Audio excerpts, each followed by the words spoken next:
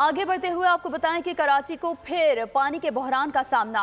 शहर में कल से पानी की फराहमी फिर बंद होगी। 12 रोज गुजरने के बावजूद यूनिवर्सिटी रोड पर पानी की लाइन की मुकम्मल मरम्मत ना की जा सकी। 84 इंच कतर की मेन लाइन का मरम्मती काम तीसरी मरतबा पीर से शुरू किया जाएगा।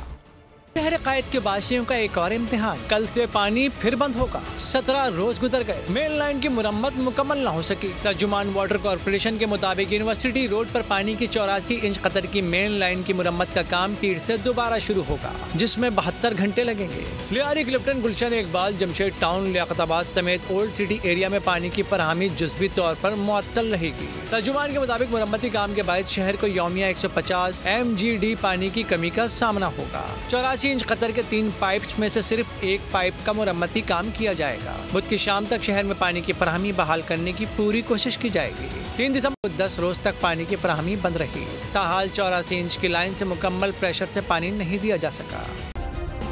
सब्सक्राइब करें और बेल दबाएं ताकि कोई खबर रह न जाए।